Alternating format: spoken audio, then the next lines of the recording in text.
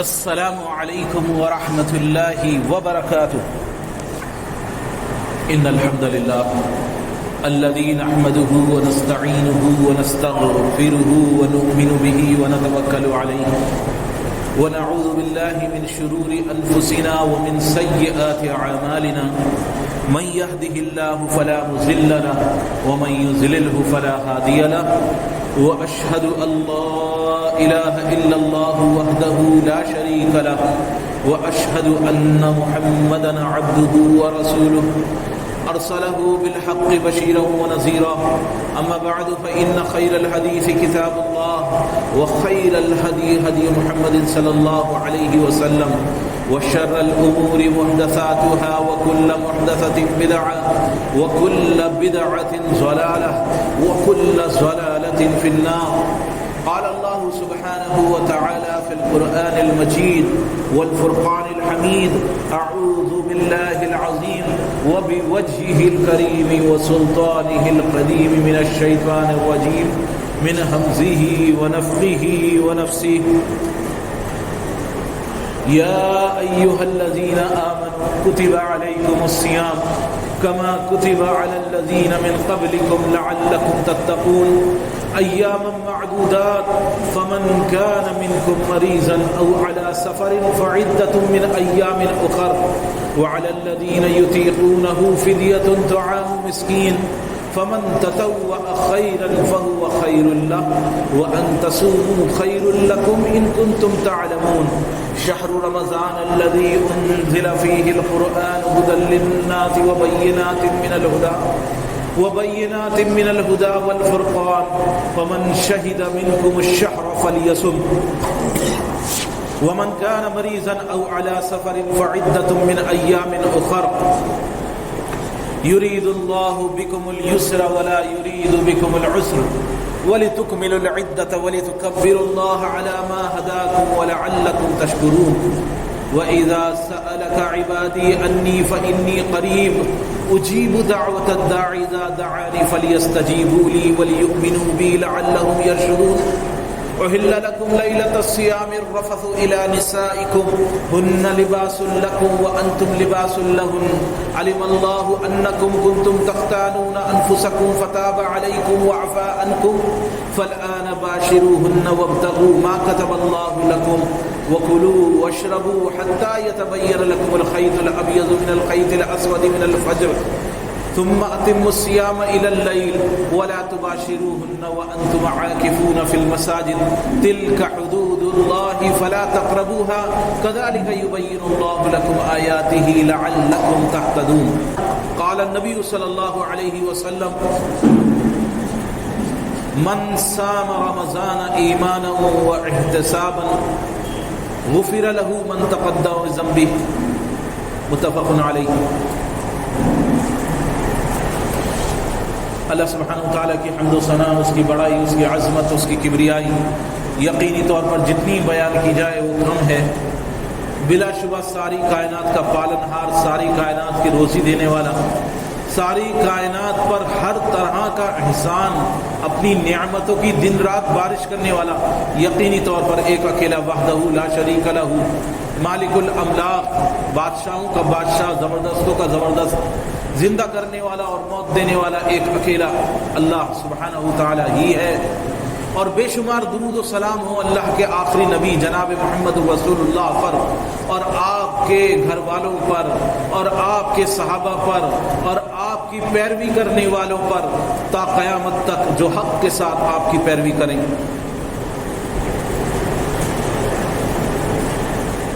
اللہ سبحانہ وتعالی کا بڑا کرم ہے، اس کا احسان ہے کہ اس نے غفلتوں کی زندگی کے اندر جو صبح شام انسان کی غفلتوں والی زندگی گزر رہی ہے، آخرت سے بے خبر ہو کر اور دنیا کے اندر مگن ہو کے جو زندگی انسان دن رات گزار رہا ہے، اور ایک ایسا گڑا، موت کا گڑا جو ہر لمحہ ہر آن انسان کے قریب اور قریب ہوتا چلا جا رہا ہے. انسان کو احساس نہیں ہے، انسان سو رہا ہے اس کے موت قریب آ رہی ہے، انسان جاگ رہا ہے اس کی موت قریب آ رہی ہے، انسان چل رہا ہے اس کی موت قریب آ رہی ہے. انسان کو یاد نہیں ہے اپنی موت، لیکن اس کی موت ہر لمحہ، گھڑی کی ہر سیکنڈ، ہر سوئی کے ساتھ انسان کی موت قریب آ رہی ہے۔ انسان کی جوانی، انسان کی طاقت، وہ قوت دن بہ دن کم ہوتی چلی جاتی ہے۔ ایک وقت ہوتا ہے بچپن سے جوانی کی طرف انسان بڑھتا ہے، طاقت اور قوت بڑھتی چلی جاتی ہے، لیکن پھر اس کے بعد وہ انسان بڑھاپے کی طرف چلتا ہے۔ اللہ کے پیارے حبیب جناب محمد رسول اللہ صلی اللہ علیہ وسلم نے فرمایا کہ دو نعمتیں اللہ کی ایسی ہیں جن کے تعلق سے اکثریت خسارے میں ہے، اکثر لوگ اس کے معاملے میں نقصان کے اندر ہیں، اور وہ نعمتیں ہیں صحت اور فراغت۔ اللہ نے آج صحت دے رکھی ہے، کل کا نہیں بھروسہ، فراغت ہے، آج ممکن ہے، آج وقت ہے، آج کر سکتے ہیں، کل کی مشغولی کے انسان کو نہیں معلوم کہ کل کس کام میں مشغول ہو جائے۔ انسان کے بیماری ایک ایسی چیز ہے جب انسان پر آتی ہے تو انسان یہ سوچتا ہے کہ میں صحت مند ہو جاؤں اور اس کے بعد پھر اب نیکیوں کو انجام دوں گا۔ اللہ مجھے صحت دے دے تو اس کے بعد میں نیکیوں کو انجام دوں گا۔ انسان کسی پریشانی میں مبتلا ہو جائے، کسی مقدمے میں مبتلا ہو جائے، کسی اور آفت میں مبتلا ہو جائے تو انسان کہتا ہے یہ آفت ہم سے دور ہو جائے، پھر ہم جو ہے انشاءاللہ نیکی کا کام کریں گے۔ انسان کا حال ایسا ہی ہے، ایک کے بعد وہ دوسرا وقت جو ہے وہ آگے کی ڈیٹ دیتا رہتا ہے اپنے آپ کو، اس کا نفس اس کو آگے کی ڈیٹ دیتا رہتا ہے، حال میں اس کو کام نہیں کرنے دیتا۔ یہی حال رمضان کے تعلق سے ہے۔ رمضان کے آنے سے پہلے ہماری ڈیٹ کیا ہوتی ہے؟ بھائی رمضان آ رہا ہے، رمضان آ رہا ہے، رمضان کے اندر کیا کریں گے؟ نیکیاں کریں گے، اچھے کام کریں گے، بھلائی کے کام کریں گے۔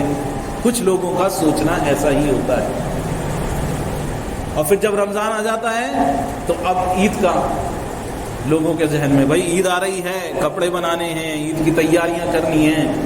رمضان یوں ہی گزر جاتا ہے اور پھر وہ کہتا ہے بھائی رمضان تو بڑی جلدی گزر گیا۔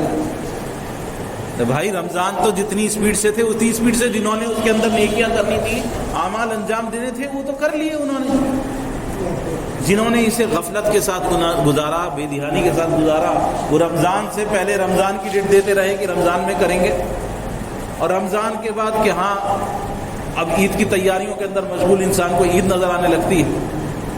تو یہی حال انسان کی زندگی کا ہے۔ انسان کل کرتے کرتے انسان کی بیماری یا بڑھاپا یا کوئی مشغولی آ جاتی ہے۔ بڑھاپا بھی اپنے آپ میں ایک بیماری ہے۔ انسان کی زندگی اسٹاپ نہیں ہو سکتی، گھنٹے کا سیل نکالنے سے وقت نہیں رکا کرتا اس طرح انسان کی زندگی کسی فریزر کے اندر فریز نہیں کی جا سکتی۔ کوئی ایسا ریموٹ کنٹرول نہیں ہے کہ انسان پاز کر دے اس کو۔ زندگی ہر لمحہ گزر رہی ہے، بڑھاپا آتا ہے، انسان طرح طرح کی بیماریوں کا گھر بن جاتا ہے، کمزوریوں کا گھر بن جاتا ہے، انسان کمزور پہ کمزور ہوتا چلا جاتا ہے۔ ایک وقت ہوتا ہے کہ وہ اللہ سبحانہ وتعالیٰ سے ملاقات کرتا ہے۔ اتنے ہی لوگ ہیں جو اس رمضان سے پہلے چلے گئے۔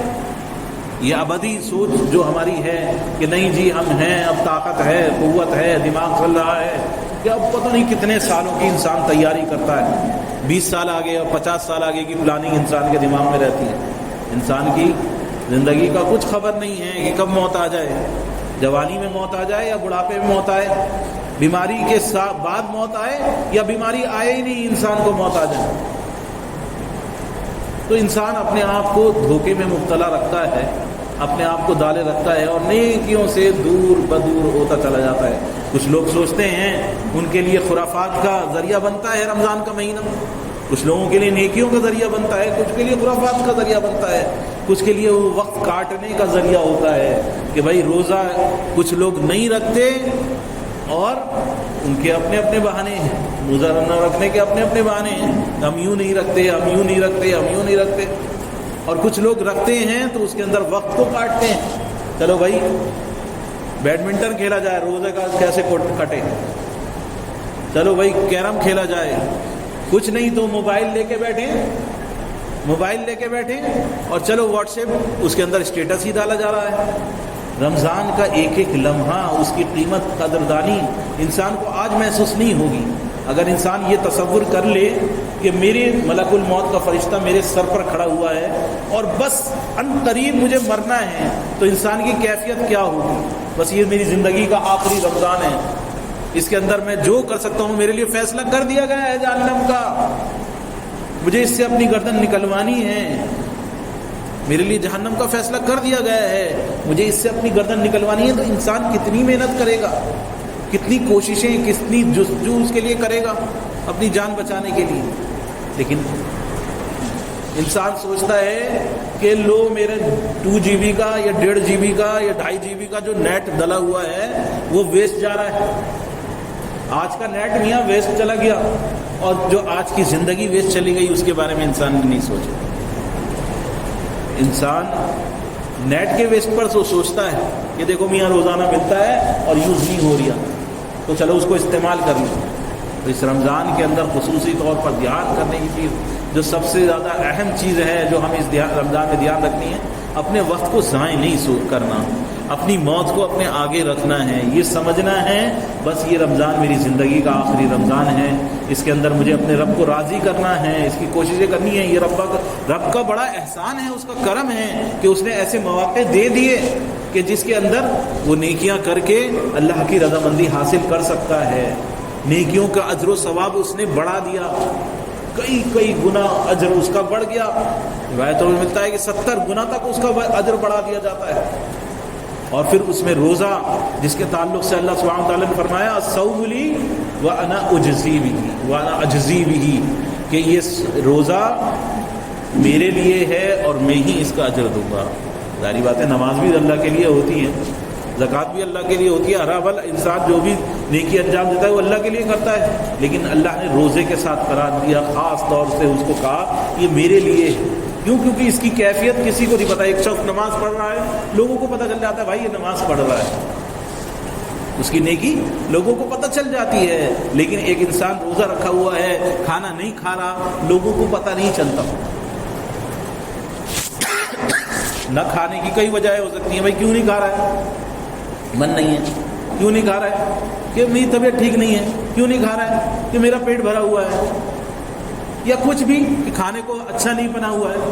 لیکن ایک شخص جو صرف اللہ کی خاطر، اللہ کی رضا کی خاطر روزہ رکھا ہوا ہے، اس کا اجر اس لیے فرمایا کہ وہ صرف اللہ تبارک تعالیٰ ہی کی طرف ہے، جو فرمایا روزہ میرے لیے ہے اور اس کا اجر، خاص اجر و ثواب اس کا میں ہی اپنے آپ سے دوں گا۔ تو ہر نیکی کے متعلق بتا دیا گیا کہ اس کا ثواب 10 گنا ہے، اس کا جواب جو ہے 100 گنا ہے، اس نیکی پر اتنا اجر ہے۔ فرمایا کہ ابن آدم کی ہر نیکی اس کے متعلق جو ہے 10 نیکیوں سے لے کر 700 گنا تک اور اس سے زیادہ تک اجر دیا جاتا ہے، لیکن روزے کا اجر، اس کا اجر بیان نہیں کیا گیا، روزے کا اجر بیان نہیں کیا گیا، بلکہ اللہ کے پیارے حبیب جناب محمد رسول اللہ صلی اللہ علیہ وسلم نے فرمایا من صام رمضان، جس نے رمضان کے اندر روزہ رکھا ایمانا و احتسابا، ایمان کے ساتھ اور احتساب کے ساتھ۔ کیا ہے یہ ایمان اور احتساب؟ غفر لہ ما تقدم من ذنبہ، اللہ سبحانہ تعالیٰ اس کے گزشتہ تمام گناہوں کو معاف فرما دیتا ہے۔ ایمان کیا؟ یقین۔ احتساب کیا؟ اجر کی امید۔ ایک شخص ہے، اس سے کہا کہ بھائی تم یہ فلانا میرا کام کر دو، میں تمہیں 10,000 روپے دوں گا۔ اور کہتا ہے دے دیے انہوں نے 10,000 روپے، دینے ہونے والے نہیں، پہلے بھی انہوں نے کہا تھا اتنا دے دیں گے، یہ فلانا دے دیں گے، بچے سے کیا بچاؤ بھائی یہ کام کر دو فلانا، تمہیں بیٹا 100 روپے دوں گا۔ ہاں ابا تم نے پہلے بھی کہے تھے مجھ سے کہ 100 روپے دوں گا، تب بھی نہیں دیے۔ تو انسان کو یقین بعض ٹائم یہ ہوتا ہے کہ اسے اپنی مزدوری کا، اپنی محنت پر جو ملنے والا جو ہے اس کا یقین نہیں ہوتا۔ تو روزے کا یقین رکھنا ہے کہ اللہ سبحانہ تعالیٰ اس کا اجر و ثواب ہمیں یقینی طور پر دے گا۔ اس کا یقین، اس یقین کے ساتھ جس نے روزہ رکھا تو اللہ سبحانہ تعالیٰ اس کے گناہوں کو معاف فرما دے گا۔ جس نے یقین کے ساتھ رکھا کہ یقینی طور پر میرا رب دینے والا ہے، ایسا نہیں ہے کہ وہ وعدہ خلافی کرے گا، جب اس نے وعدہ کرا ہے تو اس کا وعدے کا پورا کرنے والا ہے۔ اور احتساب کہ اس کی خواہش رکھنا، حسرت رکھنا جو ملنے والا ہے. بعض ٹائم انسان کو جو ملتا ہے اس کی خواہش نہیں ہوتی کہ میاں تم یہ 100 پتھر ہیں یہ اٹھا کے وہاں ڈالنے ہیں اور 10 روپے لے لینا. یہ 100 پتھر اٹھا کے وہاں ڈال دو اور 10 روپے لے لینا. 10 روپے نہیں چاہیے، 10 روپے نہیں کرنا. یہ کوئی چیز ہوئی؟ یہ کوئی اجر بدلہ ہوا؟ یہ کوئی مزدوری ہوئی؟ 10 روپے کے بدلے میں اتنا کام؟ تو نہیں ضرورت ہے ہمیں تمہارے 10 روپے کی. تو احتساب اللہ سبحانہ وتعالیٰ جو دینے والا ہے روزے کے بدلے میں، جو جنت دینے والا ہے، انسان کو اس کی طلب، ایسا نہیں ہے کہ بے طلبی کے ساتھ انسان جو ہے عمل کو انجام دے.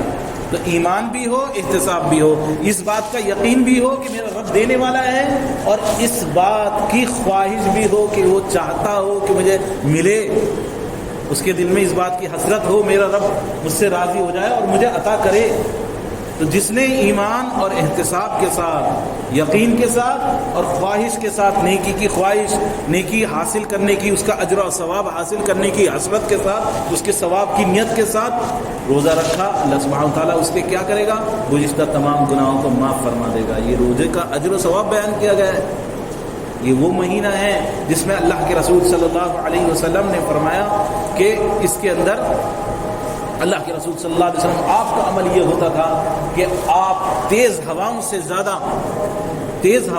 زیادہ آپ جو ہے سخی بن جاتے. یہ مہینہ سخاوت کا بھی ہے. اس مہینے میں خصوصی طور پر یہ چیز دھیان رکھنے کی ہے کہ اگر ہماری کہیں رشتہ داریاں ٹوٹی ہوئی ہوں، تعلقات خراب ہوں، تو ہمیں کیا کرنا ہے؟ ان کو ہدیات دینے ہیں، ان کے اوپر خرچ کرنا ہے. کہیں مسکین، ضرورت مند، پریشان حال دکھیں، ان کے اوپر خرچ کرنا ہے. جہاں تک ہو سکے انسان کے اوپر گنجائش نہیں ہے. انسان کی 2 ہی روٹیاں ہیں، پیٹ میرا 2 ہی روٹی سے بھرتا ہے، تو اس میں ایک نوالا ہی صحیح، لیکن وہ دے دو. فرمایا اللہ کے رسول صلی اللہ علیہ وسلم نے ایک کھجور کی گٹھی، کھجور کے ٹکڑے کے ذریعے ہی صحیح، لیکن اپنے لیے جہنم سے بچو اس کو صدقہ دے کر. تو یہ مہینہ خرچ کرنے کا ہے. جہاں تک ہو سکے انسان اس مہینے کے اندر خرچ کرنے کی کوشش کرے. جتنا سخاوت کا یہ مہینہ ہے، جتنا زیادہ خرچ کرنے کا یہ مہینہ ہے، اسی اعتبار سے اس کے اندر اجر و ثواب بھی بہت زیادہ اللہ سبحانہ تعالیٰ نے بڑھا رکھا ہے. تو جہاں تک ہو سکے انسان خرچ کرے کہ دے. کیونکہ اس کا بدلہ اللہ سبحانہ تعالیٰ عطا کرتا ہے. اللہ کے پیارے حبیب جناب محمد رسول اللہ صلی اللہ علیہ وسلم کی حدیث مسند احمد کی روایت ہے، سنن بہقی کی روایت ہے. پیارے حبیب جناب محمد رسول اللہ تشریف رضا تھے، ساتھ میں ابو بکر تھے. ابو ہریرہ رضی اللہ تعالیٰ عنہ روایت فرماتے ہیں کہ حضرت ابو بکر صدیق رضی اللہ تعالیٰ عنہ، آپ کا جھگڑا ہو رہا ہے، کسی سے لڑائی ہو رہی ہے. وہ حضرت ابو بکر رضی اللہ تعالیٰ عنہ کو گالیاں دے رہا ہے. ابو بکر رضی اللہ تعالیٰ عنہ اس کی گالیاں سن رہے ہیں، اس کی بدتمیزی سن رہے ہیں، خاموش ہیں. اللہ کے حبیب جناب محمد رسول اللہ صلی اللہ علیہ وسلم آپ مسکرا رہے ہیں، بیٹھے ہوئے ہیں وہاں مسکرا رہے ہیں. جب وہ بہت ہی بدتمیزی پہ اتر آیا، کچھ باتیں اس نے بہت زیادہ اور کرتا رہا. ایک وقت آیا کہ اس کی کسی بات کا حضرت ابو بکر رضی اللہ تعالیٰ نے اس کو جواب دے دیا. بس یہ جواب دینا تھا. اللہ کے رسول صلی اللہ علیہ وسلم آپ ناراض ہو گئے، آپ کے چہرے پر ناراضگی ظاہر ہوئی، غصے کے آثار ظاہر ہوئے، اور اللہ کے رسول صلی اللہ علیہ وسلم وہاں سے اٹھ گئے اور اٹھ کر چلے گئے. ابو بکر رضی اللہ تعالیٰ نے جب یہ حال دیکھا تو فوراً آپ کے پیچھے گئے معلوم کرنے، یا رسول اللہ آپ وہاں پر تشریف لایا تھے، آپ کے سامنے وہ مجھے برا بھلا کہہ رہا تھا، آپ سن رہے تھے، سارا معاملہ آپ کے سامنے تھا، آپ مسکرا رہے تھے، لیکن جہاں میں نے جواب دیا وہاں فوراً آپ چلے گئے. آپ نے فرمایا کہ جب تک تم میرے ساتھ تھے، جب تک تم خاموش تھے، تب تک تمہارے ساتھ ایک فرشتہ برابر لگا ہوا. وہ اس کی بدتمیزی کا جواب وہ فرشتہ دے رہا تھا. اس کو وہ تمہیں بد دعائیں دے رہا تھا، فرشتہ اسے بد دعائیں دے رہا تھا. کس کی بد دعائیں قبول ہوں گی؟ انسان کی جو بد دعائیں دے رہا ہے ناحق، یا فرشتے کی بد دعائیں قبول ہوں گی؟ تو جب تک تم خاموش تھے تمہاری طرف سے فرشتہ جواب دے رہا تھا. جہاں تم نے جواب دیا وہاں شیطان آ گیا، فوراً شیطان آ گیا. اور دیکھو یہ 3 باتیں نوٹ کر لو، 3 باتیں خاص طور سے کہتا ہوں، یہ یقینی باتیں ہیں. 3 باتیں کہ جب انسان جس پر ظلم کیا جا رہا ہو، ناحق اس کے ساتھ اس کے ساتھ ظلم کیا جا رہا ہو اور وہ اس پر جو ہے برداشت کے ساتھ معاملہ کرے، اس کو درگزر کرے، اگنور کرے، تو اللہ سبحانہ و تعالیٰ اس کو ضرور اس ظلم سے نجات دے دے۔ اللہ کی خاطر انسان اس کو اگنور کرتا رہے، کوئی غلط کر رہا ہے اس کو اگنور کرتا رہے تو اللہ تبارک تعالیٰ کی ضرور اس کو اس سے نکال دے گا، اس کو عزتیں عطا کر دے گا۔ اور دوسری بات یہ کہ جو دینے کا دروازہ کھولتا ہے، دینے کا دروازہ کھولتا ہے تاکہ رشتہ داریاں جوڑے، تاکہ تعلقات جوڑے، تو اللہ سبحانہ وتعالیٰ اس دینے کے دروازے کی وجہ سے، اطاعت لوگوں کو دینے کی وجہ سے، اس کا خرچ کرنے کی وجہ سے اللہ سبحانہ وتعالیٰ اس کے مال کو بڑھا دیتا ہے۔ جا رہا ہے، جیب سے پیسے جاتے ہوئے دکھ رہے ہیں، لیکن کیا ہے؟ اللہ کا وعدہ ہے کہ اس پر مال بڑھے گا۔ انسان دے رہا ہے، کم ہو رہا ہے، 100 میں سے 10 روپے خرچ کر دیے، کم ہو گئے، لیکن کم ہونا اصل نہیں ہے، کام ہونا اصل ہے۔ کم ہونا اصل نہیں ہے، کام ہونا اصل ہے۔ انسان کے پاس کم ہیں، میرے پاس پیسے کم ہیں، لیکن اس میں کام ہو گیا، کیا کہتے ہیں اسے؟ برکت کہتے ہیں۔ تھوڑے تھے، تھوڑے سے پیسے تھے، لیکن اس سے میرے سارے کام ہو گئے، کیا کہتے ہیں اسے؟ برکت۔ پیسے زیادہ تھے، مال زیادہ تھا، چیزیں زیادہ تھیں، لیکن کام پورے نہیں ہوئے، یہاں بھی اٹکا ہوا ہے، یہاں بھی مسئلہ اٹکا ہوا ہے، یہاں بھی ہے، انسان سب کچھ ہونے کے باوجود پھر محتاج ہے۔ تو کیا ہے؟ اصل کام ہونا اصل ہے، کمی زیادتی نہیں ہے، تو کم ہوگا مال دینے میں۔ رشتہ داریوں کی خاطر خرچ کیا، مسکینوں پہ خرچ کیا، ضرورت مندوں پہ خرچ کیا، تو اس پر کیا ہوگا کہ مال جو ہے وہ کم ہونے کی جگہ اللہ سبحانہ وتعالیٰ اس میں برکت دے دے گا، اس سے بہت سارے کام ہو جائیں گے۔ وہ دواہی تواہی میں خرچ نہیں ہوتا، بیماریوں میں خرچ نہیں ہوتا، تھانوں میں خرچ نہیں ہوتا، عدالتوں میں خرچ نہیں ہوتا۔ جو مال انسان راہ خدا میں خرچ کر لیتا ہے، پھر اس کی وجہ سے باقی مال جو ہے وہ محفوظ ہو جاتا ہے۔ تو یہ دینے کی وجہ سے مال کے اندر برکت آ جاتی ہے۔ آپ نے فرمایا یہ 2 باتیں، اور تیسری بات آپ نے فرمائی جس نے لینے کا دروازہ کھولا۔ ایک تو دینے کا دروازہ ہے، جس نے لینے کا دروازہ کھولا، لاؤ میاں اور دے دو اور دے دو اور دے دو اور دے دو، مانگنا شروع کرا، جس نے مانگنے کا دروازہ کھولا، ہاتھ بڑھا کے بھائی دے دو، کس لیے؟ تاکہ میرا مال اور بڑھ جائے، اس لیے نہیں کہ میں بہت زیادہ ضرورت مند ہوں اس لیے مانگ رہا ہوں، بلکہ اس لیے کہ جتنا ہے اس میں اور بڑھوتری ہو جائے، اور ایکسٹرا، اور جمع کر لو اور جمع کر لو، بھائی دے دو بھائی دے دو بھائی دے دو۔ جس نے ہاتھ یعنی مانگنے کا، لوگوں کے آگے ہاتھ پھیلانے کا دروازہ کھول لیا، اللہ سبحانہ و تعالیٰ اس کا مال کم کر دے گا، یہ یقینی بات ہے، بڑھے گا نہیں۔ اس نے 100 میں 10 اور جوڑے تاکہ اور 110 ہو جائیں، لیکن 110 نہیں ہوں گے۔ کیوں؟ کیونکہ اللہ تعالیٰ کا فیصلہ ہے، اللہ کے نبی صلی اللہ علیہ وسلم نے یہ 3 باتیں بیان کی۔ تو یہ مہینہ خرچ کرنے کا ہے۔ کتنے اللہ کے بندے ہیں، کتنی اللہ کی بندیاں ہیں کہ اس مہینے میں غفلتوں کے ساتھ گزارتی ہیں۔ یہ مہینہ مانگنے کا ذریعہ لوگوں کے کتنے لوگ ہیں، ہم دیکھتے ہیں رمضان کے مہینے میں ہول سیل میں کہاں سے نکل کے آتے ہیں، ہول سیل میں نکل کے آتے ہیں، اس میں غیر مسلم بھی ہوتے ہیں، لوگ اپنی زکوٰۃ، صدقات، خیرات جو دروازے پہ آیا اس کو پکڑا دیا۔ بعض ٹائم یہ ہوتا ہے وہ برقع ہوتا ہے اور وہ باہر نکلا اور یہ اس نے اپنا برقع اتارا تو پتہ چلا وہ تو غیر مسلم عورت ہے۔ یہاں برقعے والی عورت آ رہی ہے دروازے پہ اور وہ ہے غیر مسلم، اور مقصد کیا کہ وہ ان کا صرف تم حقدار کو تلاش کرو، اپنے آس پاس دیکھو، ڈھونڈو، ضرور ملیں گے، ضرور ملیں گے ایسے۔ ورنہ کسی نیک مومن مسلمان کو بھلے ہی وہ اس کا مستحق نہ ہو، اس کو کھلانے کا اجر، اس کو پلانے کا اجر یقینی طور پر بہت زیادہ ہے۔ اللہ کے رسول صلی اللہ علیہ وسلم نے فرمایا کسی روزے دار کو افطار کرانا، اس ماہ مبارک میں کسی روزے دار کو افطار کرانے والے کو جہنم سے خلاصی کی آپ نے فضیلت اس کے بارے میں بیان کرائی کہ وہ جہنم سے اس کی خلاصی دے دی جاتی ہے، اعلان کر دیا جاتا ہے۔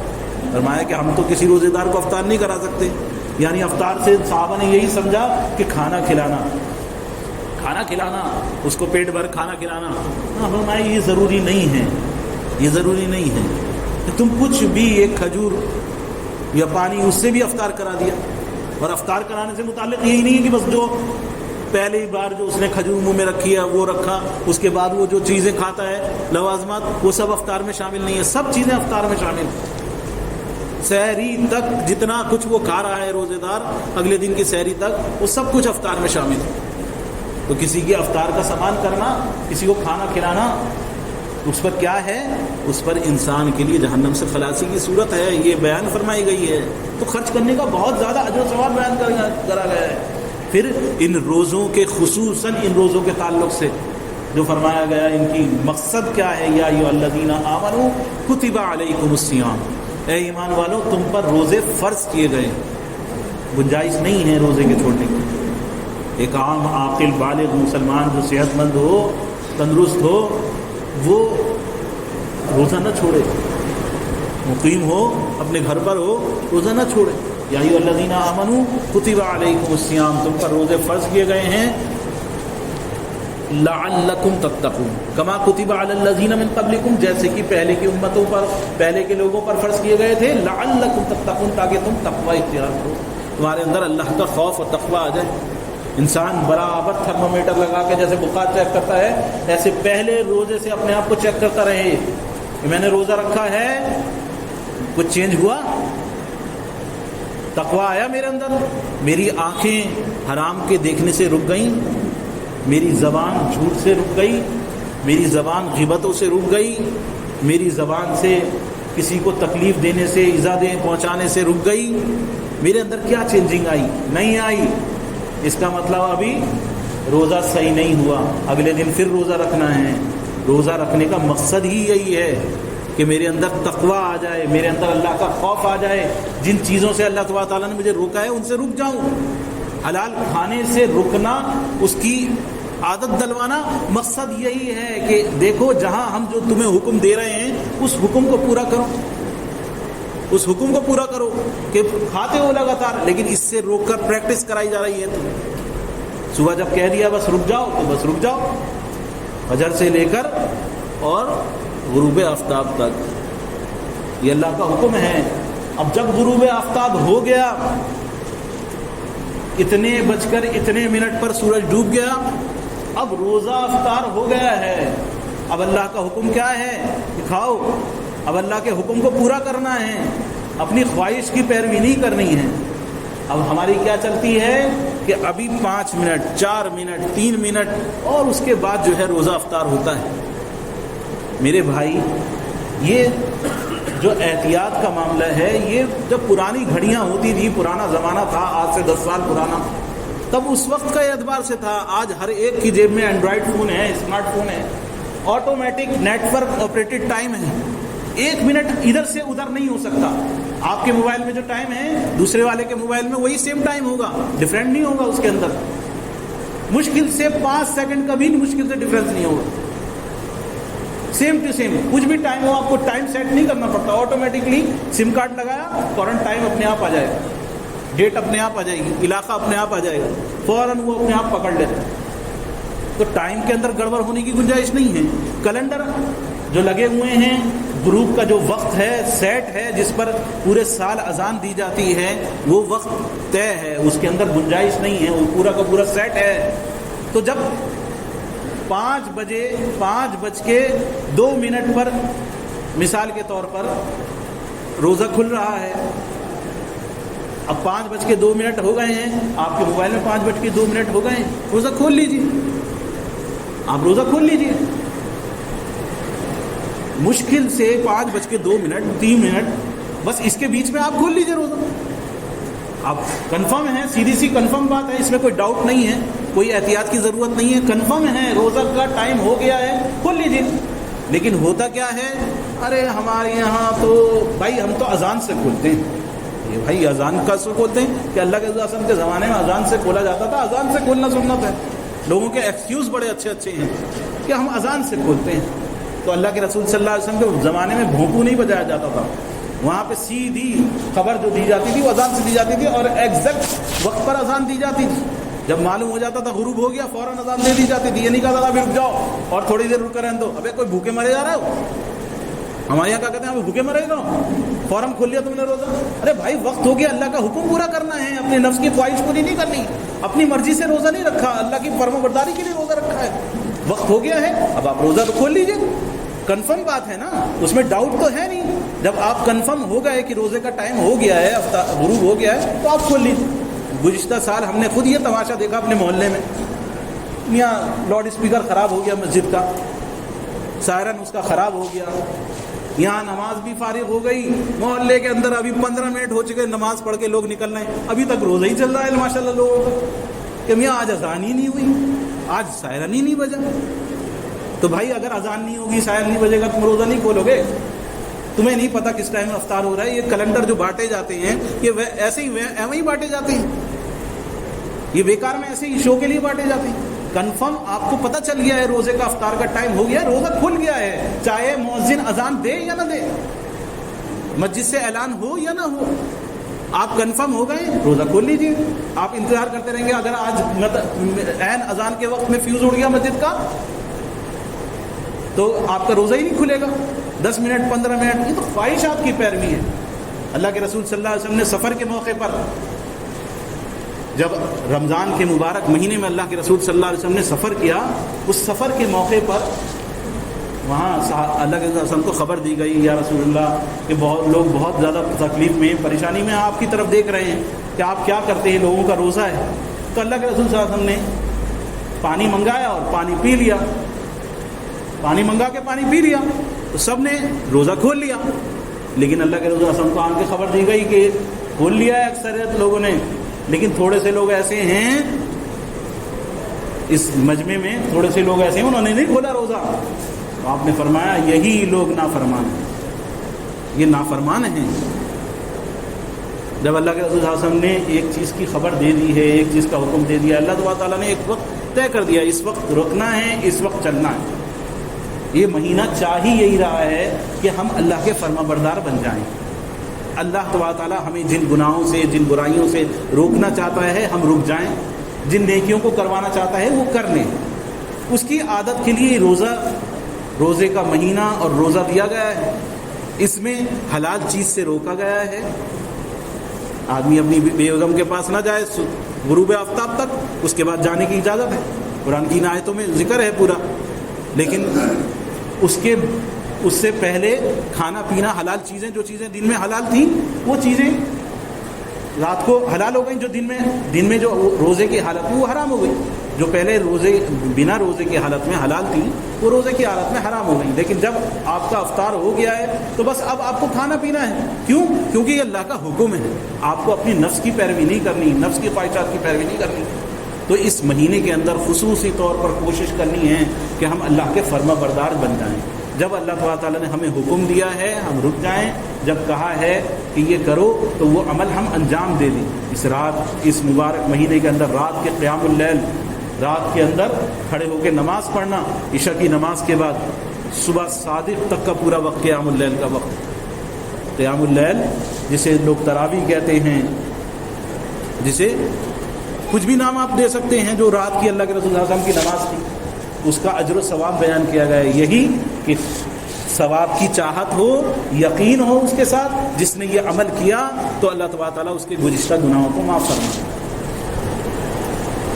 تراویح کا اہتمام کرنا ہے، جتنا انسان اخلاص کے ساتھ پڑھے، یہ نہ ہو وہ پڑھنا ہمارے پر بھاری ہو جائے، اس کو بس اپنی اوپر بوجھ کی طرح ہم اتار لیں۔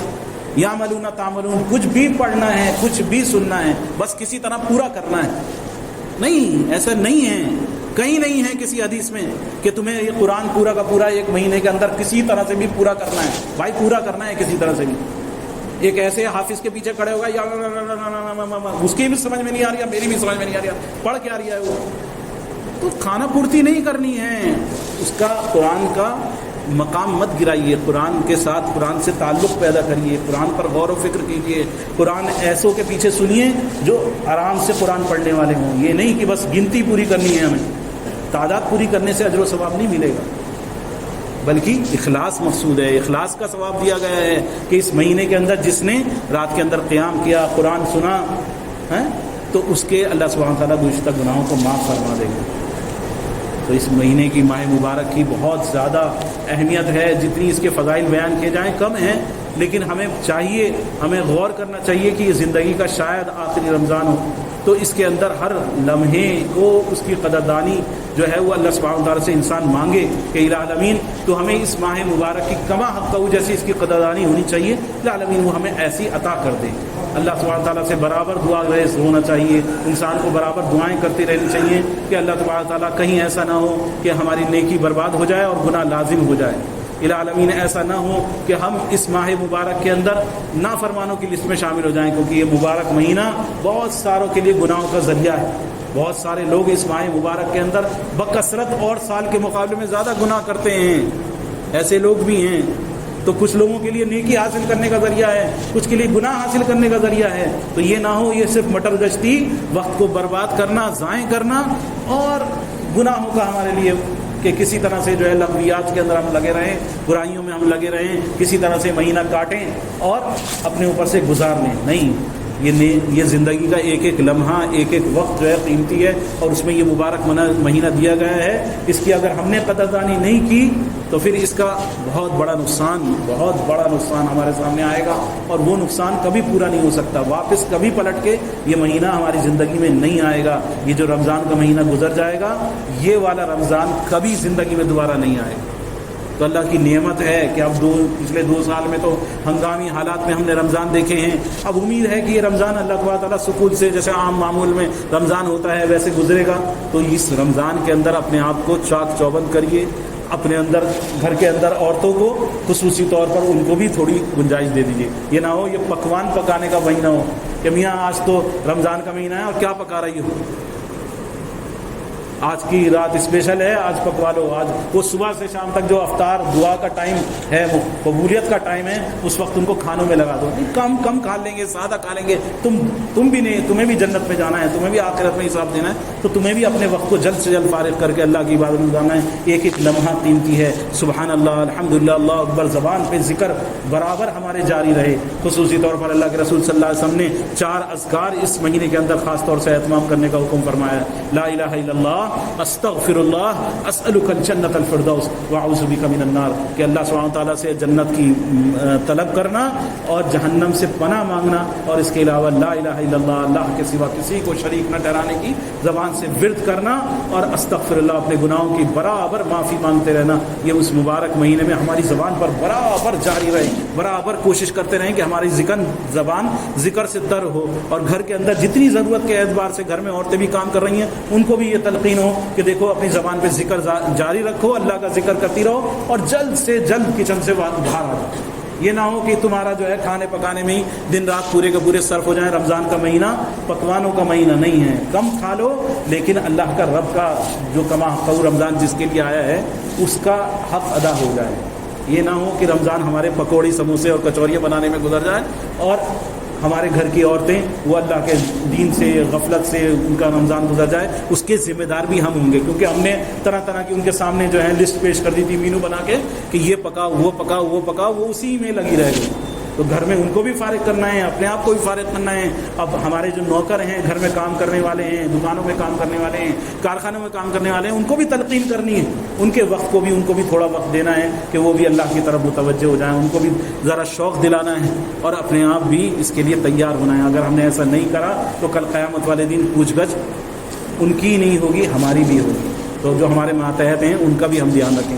اللہ سبحانہ تعالیٰ سے دعا ہے کہ اللہ سبحانہ تعالیٰ اس ماہ مبارک کی کما حق جیسی قدردانی کرنی چاہیے ویسی قدردانی الہ العالمین ہمیں نصیب فرما دے۔ الہ العالمین اس ماہ مبارک کی تمام نیکیاں الہ العالمین بڑھ چڑھ کر رب العالمین ان کو حاصل کرنے کا، ان کی کوشش کرنے کا، ان کی جستجو میں لگنے کا الہ العالمین ہمیں توفیق عطا فرما دے۔ اے رب العالمین اس ماہ مبارک کے روزے ہم پر آسان کر دے۔ الہ العالمین ہمارا ان روزوں کو رکھنا الہ العالمین تو آسان کر دے۔ الہ العالمین اے اللہ اس ماہ مبارک میں رات کی تراویح کو ہمارے لیے آسان فرما دے، اس کی تلاوت کو آسان کر دے۔ الہ العالمین اس کی تلاوت سننے اور پڑھنے، اے اللہ دونوں کو الہ العالمین پڑھنے والوں اور سننے والوں کو دونوں کے لیے اللہ آسانی کا معاملہ فرما دے۔ الہ العالمین اس ماہ مبارک کے اندر اپنے وقت کو الہ العالمین لغویات سے بچا کر نیکیوں میں لگانے کی الہ العالمین ہمیں توفیق عطا فرما دے۔ اے رب العالمین آخرت کا خوف اور آخرت کا شوق الہ العالمین ہمیں عطا فرما دے۔ الہ العالمین جنت کا شوق ہمیں عطا فرما دے۔ اے اللہ دنیا اور آخرت دونوں دونوں جہانوں کی تمام پریشانیوں کو الہ العالمین ہماری دور فرما دے۔